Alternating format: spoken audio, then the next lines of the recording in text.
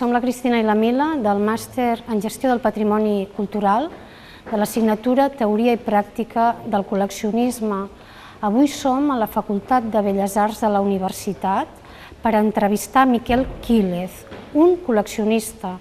No obstant, hem triat Miquel Quílez perquè té tres vessants vinculades a l'art. Per una banda, la primera és col·leccionista. Ell ha volgut esdevenir al llarg dels anys un col·leccionista d'art, després ens ho explicarà. Per altra banda, és professor d'aquesta universitat, ha estat membre de l'equip directiu i ha estat responsable del màster Creació Artística, Realismes i Entorn. I per l'altra banda, una faceta que també ens va semblar interessant, que és la de pintor. Ell és un pintor de rostres perquè capta, d'acord amb les seves paraules, l'essència dels rostres i de les persones. Per tant, us proposem que ens acompanyeu a descobrir aquesta faceta de col·leccionista de Miquel Quílez, però de ben segur que en aquest cas no es pot desvincular amb les altres dues.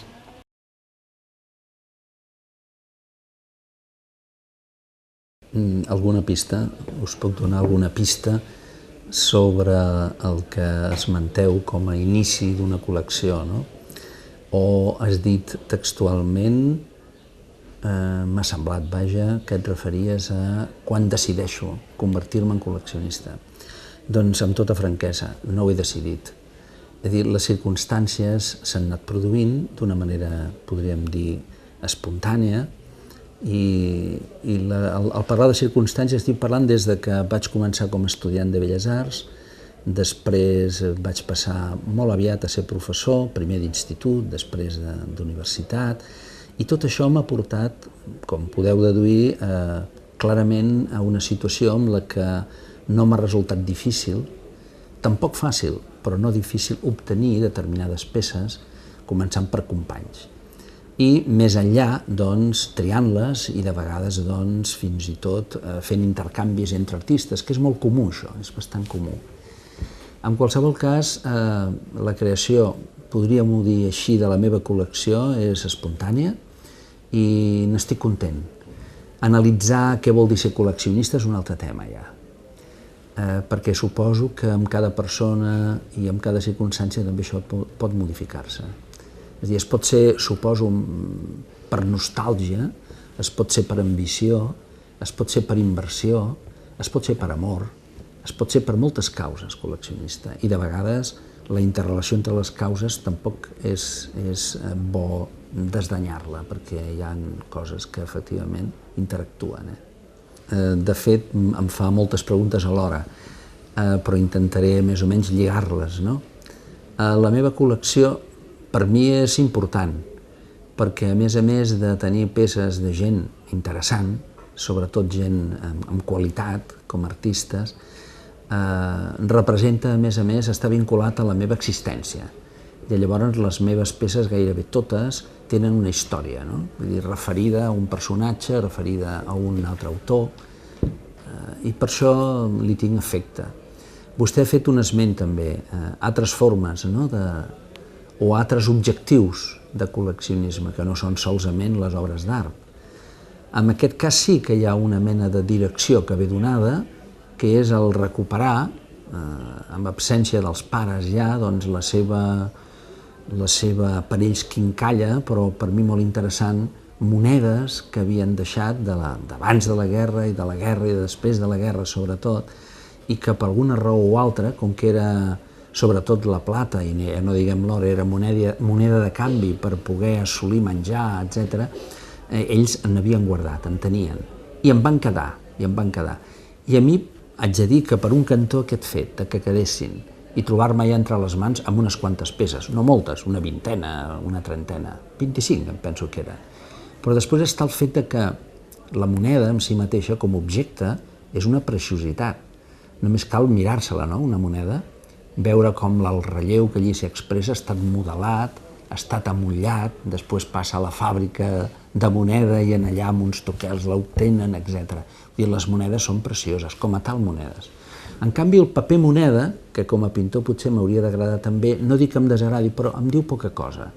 M'agrada l'objectualitat la cosa física de la moneda.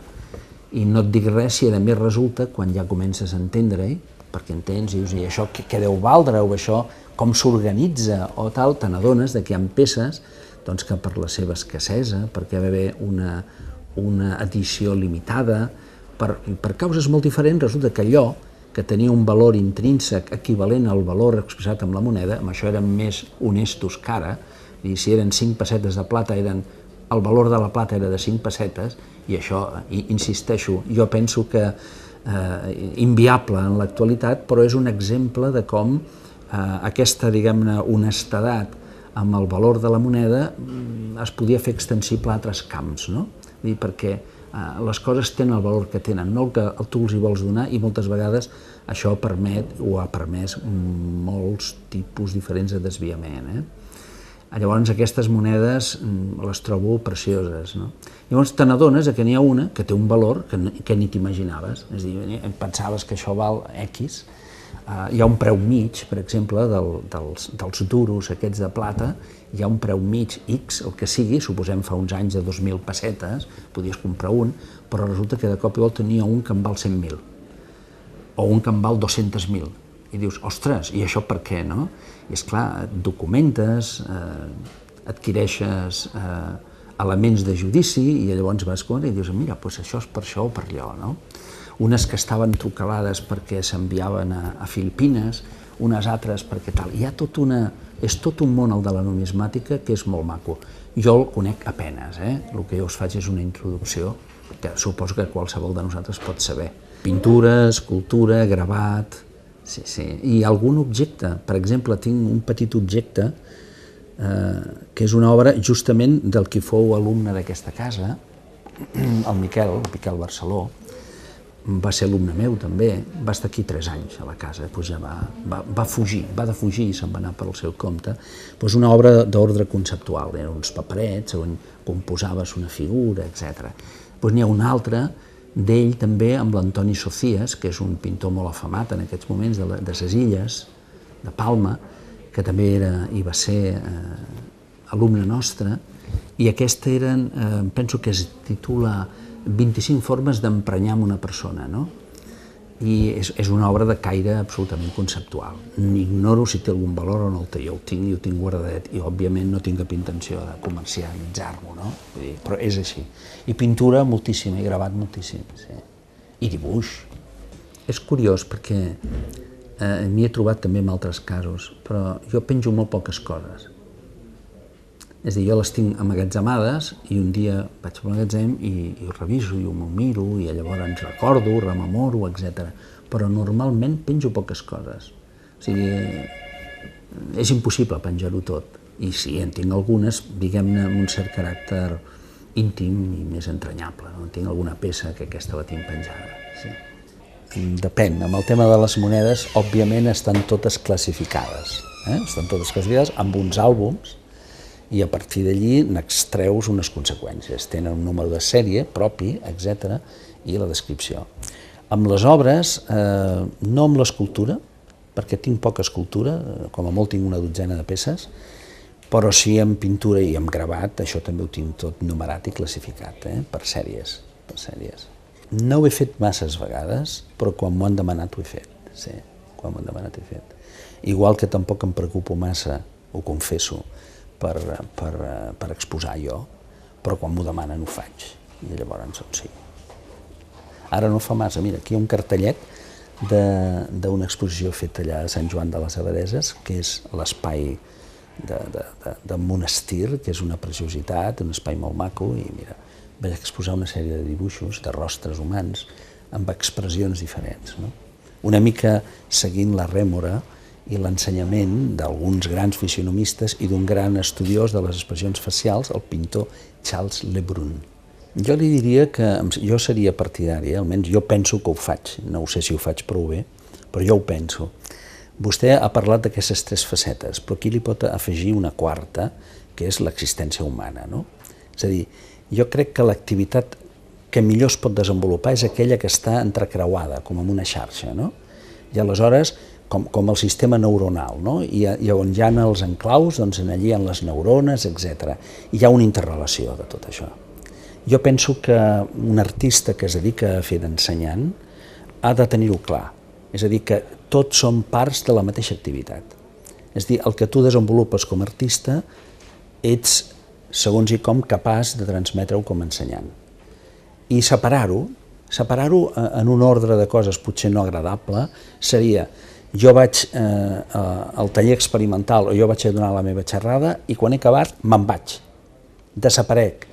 I me'n vaig a on? Al meu atelier, me'n vaig al que tinc a fora, em dedico a les meves coses, faig la meva vida, etc. I allò és un compromís, és on em guanyo una paga fixa, diguem-ho així. Però jo trobo que aquesta és una versió mal aprofitada de lo que en realitat pot ser una activitat en aquest terreny. Perquè són sempre la mateixa cosa. El que necessita el seu temps, necessita la seva concentració o necessita la seva pau d'esperit, o al contrari, necessita acció i necessita decisió. Però això depèn, no? Però jo ho veig així, tot encreuat, saps? Sí, jo el tinc, òbviament, el puc prioritzar perfectament i puc fer-ho amb decisió. Però amb l'art passa igual que amb les persones, que no som iguals. I aleshores el que hem de ser capaços de distingir és allò que té uns valors de comunicació, estètics, etc., independentment de que encaixin bé amb nosaltres o no. A mi totes les persones no les valoro en primera instància de la mateixa manera, i no sabem per què. Perquè una persona t'agrada i una altra persona no t'agrada, o t'és indiferent o t'agrada a mitges. No ho saps d'entrada. Això seria la confluència de molts factors. No és el moment ara d'analitzar-ho, però amb l'art passa exactament igual, no? Passa exactament igual.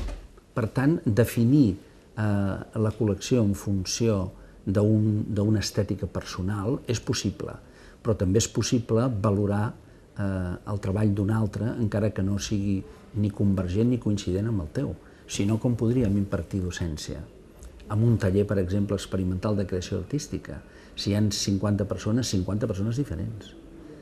Ara, hi ha uns vectors, hi ha unes maneres de mesurar el que és la qualitat, des del punt de vista de l'originalitat, de la creativitat, de l'ús tècnic, de la interacció entre lo conceptual, lo processual, lo tècnic, lo historiogràfic, contextualitzant-ho tot. Vull dir que amb això passa igual. Ara, si em pregunta els meus gustos, clar que els tinc.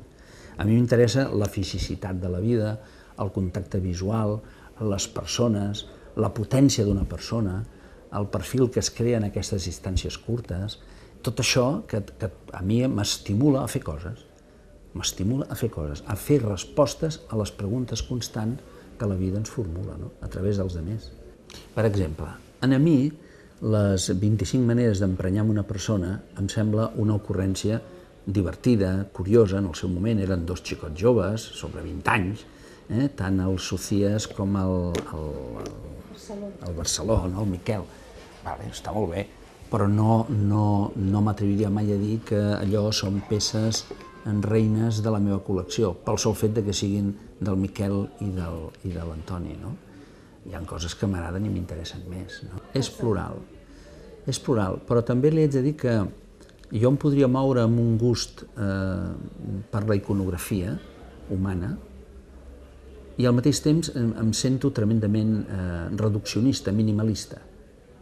O sigui, a mi un quadre que fos, per maco que sigui, que n'hi ha molts, molt abarrocat, amb una mena d'horror vacui, de terror, m'enfarfega, no va amb el meu gust. M'agrada una superfície neta, si és possible llisa, i llavors allí un cap situat en un lloc determinat, etc. Amb la pintura clàssica, hi ha peces, per exemple, de Memling o d'aquests personatges, o els frescos del Piero della Francesca, que són absolutament contemporanis. L'arquitectura que pinta en Piero della Francesca és fabulosa, és una medició de l'espai, que no la faria millor actualment un Hockney, no? Això que en Hockney és una persona admirada i volguda, però és fantàstic. És a dir, que els estils, les persones, estan per sobre de les modes, dels moments. És a dir, allò que perdura pot viure en qualsevol època. Sí. Amb això em passa una mica com amb lo del col·leccionisme. Jo he acabat gairebé definint-me amb un percentatge important com a retratista, com a retratista, si es vol un retratista no massa ortodoxa, però també, és a dir, allò d'unir la tradició i la modernitat, no? Però, en canvi, el meu interès no era ser retratista. A mi m'interessaven persones determinades, personatges determinats. I els he pintat, i ho he fet, i sempre en aquesta, diguem-ne, manera de veure la vida, de veure el món, no? Sempre una gran simplificació, tons grisalles, etc. Perquè la neutralitat que dona el minimalisme o els tons grisats permet que l'element humà vibri com una existència viva i poderosa, no? Simplicitat i al mateix temps riquesa iconogràfica, no? Doncs jo penso que tots som una mica col·leccionistes. El que passa que ho som amb qüestions que perquè són objectes curiosos, perquè són regals especials que hem rebut, o perquè són senzillament la història de la nostra vida, les cartes rebudes, etc. Tot això ho solem guardar. I a vegades sense cap, diguem-ne, resultat, perquè acaba amb un calaix perdut, oblidat, i està en allà. Però en el seu moment es va deixar. I si un dia posant ordre a la casa ho remenes i ho trobes, ets incapaç de llançar-ho. Com a molt li treus la pols. O no, i ho deixes allà on està. I saps que ho veuràs un o dos cops més al llarg de la teva vida, però està tan enganxat a tu allò que no te'n vols desprendre. Per això dic que em sembla que tots som una mica col·leccionistes. Ara, naturalment, el que avui estem parlant és un altre tema, no? Llavors les col·leccions agafen moltes dimensions distintes, no? I alguns dels col·leccionistes importants, que també en tenim pocs en el nostre país, aquestes persones d'alguna manera viuen la seva afició a l'art d'una manera apassionada, normalment apassionada. Els que realment gaudeixen de les obres que adquireixen ho fan amb el cor, no tant amb altres intencions. Em sap greu frustrar-la, però cap peça m'ha costat de tenir. És a dir, puc haver tardat una setmana, un mes o tal, però sempre les he obtingut amb una gran naturalitat i sense masses problemes. Ahir mateix vaig estar en un estudi que té un magnífic pintor català, Gerard Sala, i que és un estudi en el que t'hi sents com al cel, perquè hi passa l'Arsamala, que és un riuet per darrere, sense el sorollet, els ocells, ell està allà, ell fa una obra pictòrica i escultòrica molt vinculada a la natura, etc. I me'n vaig anar de casa d'ell amb un quadre que em va regalar, un quadre preciós. Clar, seguint la meva tònica, no vaig triar els blaus que més l'han significat al llarg de la seva vida, uns blaus una mica blauet, no? No, un gris. Està treballant en grisos, hi ha alguna nota blava en el quadre, però està treballant en grisos. I li vaig dir, tinc la sensació que estàs aprofundint en l'ànima, no? Aquesta sobrietat que ara aquest quadre té, que ha adquirit i que veig que segueixes i tal, s'aparta potser de la cosa més festiva, dels blaus intensos, d'aquella cosa vital que tenies, tan vinculada també a la vida i al paisatge, i en canvi, doncs ara, això és molt més anímic, és molt més espiritual. Diu que files prim, no? Tens tota la raó, tens tota la raó. Clar, és tota la vida veient aquestes coses, no? O sigui, no em va costar. Ara, sí em va costar, perquè jo li estic fent un retrat, que al final seran dos, perquè amb un no quedo content, per expressar d'alguna manera allò que el caracteritza en el seu estat d'ànim, no? I ell té dues cares, com tantes persones, però en té dues. Una és el bon vivant, és l'home que disfruta de la vida, de l'existència, disfruta de la pintura, com si fos realment pura gastronomia, hasta la pintura, no? Això és un pacte, no? Però a més fet de gust. Ell me l'ha regalat amb molt de gust i jo li faig això amb molt de gust. I com deia, ell té dues cares, no? Una és la del bon vivant, que s'expressa, ell que és barbat, més que jo, s'expressa amb un somriure, una mena de gaudir la vida, i l'altra expressió, que li he captat, diguem-ho així, que jo he accentuat i manipulo una miqueta, és una expressió que seria el patiment. És a dir, la mateixa persona disfruta de la vida, però la mateixa persona la pateix. I aleshores, esclar, són dues expressions que poden semblar radicalment diferents, i de fet ho són, però que són de la mateixa persona. Llavors, quin és el retrat magnífic? Esclar, el que resum amb una sola imatge totes les possibles imatges d'una persona.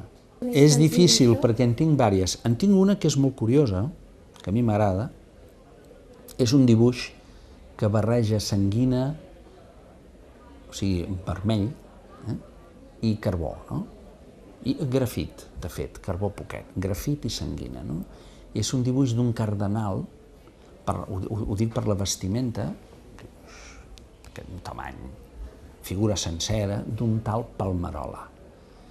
I m'agrada perquè també té unes connotacions familiars i està dibuixat a Xile. Aquell eclesiàstic és xilè, i en Palmerola també va estar-hi, no? I aleshores és una peça que jo m'imagino que és bastant difícil d'aconseguir. I aquesta la tinc jo. I és una peça del que n'estic orgullós. I la tinc penjada, a més, ja que m'ho preguntaves. La tinc penjada. És una raresa. És una raresa. I tinc també una cosa, això ja no és tan raresa, però tinc un dibuix menudet, que el trobo preciós, és pur grafit, d'en Gimeno, no? Vist a través d'uns arbres, un trosset d'una finca, d'una casa, que a primera vista no els perceps. Els arbres sí, no perceps la finca. I després, quan te n'adones, fins i tot hi ha una balaustrada dibuixada. Però, en la confusió dels arbres i tal, la darrere gairebé desapareix. Però és un dibuix d'en Gimeno, un dibuix molt maco. En el nostre país, concretament, els col·leccionistes de pro, diguem-ne, valents i tal, són pocs. Són pocs. Em consta que no és un país incult, però en alguns terrenys sembla, sobretot els emotius, que les coses han quedat una mica desvinculades. És a dir, la gran tradició en la que tots ens hem empenyat una mica és la de la ciència, no? La ciència axiomàtica, la que demostra les coses, la que no hi ha cap possibilitat d'error, etc. Però resulta que, curiosament, la ciència sense emocions és un zero a l'esquerra. És pura informació acumulada. Només a través de les emocions som capaços d'adquirir coneixement de les coses. Llavors la ciència les ordena, les reflexiona, home, és importantíssim.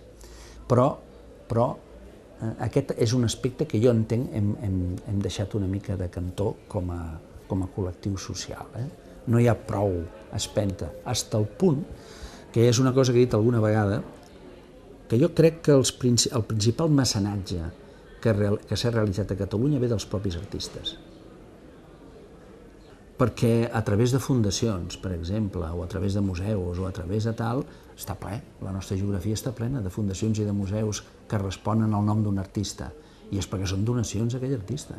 Això ha permès en aquella localitat petita o gran fer un edifici, fer cultura, si més no de vegades presumir de cultura, presumir d'art, etc.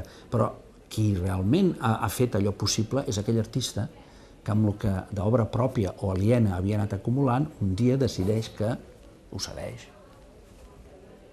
Te'n faig 5 cèntims, però n'estic segur que em sabrà greu haver-me'n oblidat d'alguna que en el seu moment ha representat molt, no? Però que, bueno, en aquest espai de temps, els que jo he anat recordant, mira, d'escultures en tinc d'amics molt estimats i alguns de clàssics, com en Ros Vallverdú, que em va fer un marbre preciós, que tinc en un lloc, en un jardí, el Miquel Planes, que és un escultor minimalista i que treballa molt amb el tema d'incorporar escultures al medi ambient, etc.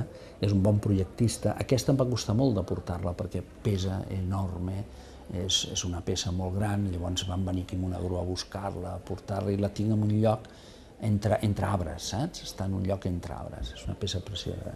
Miquel Planes. Un clàssic, Vallmitjana.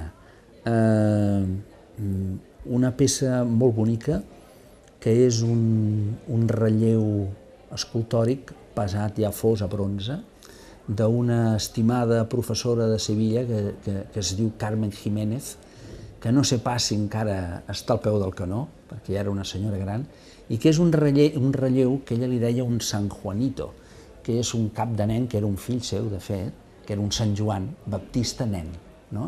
I és un relleu preciós. Jo el tinc amb una urna, el disfruto aquest, m'agrada molt de veure'l sempre. I en pintura, doncs mira, us parlava del Gerard Sala, dibuixos, gravats, pintures, del Francesc Artigau, del Joaquim Chancho, de la Rosa Vives, de l'Àlex Noguer, etc. I és un goig tenir-ho, és un goig tenir-ho.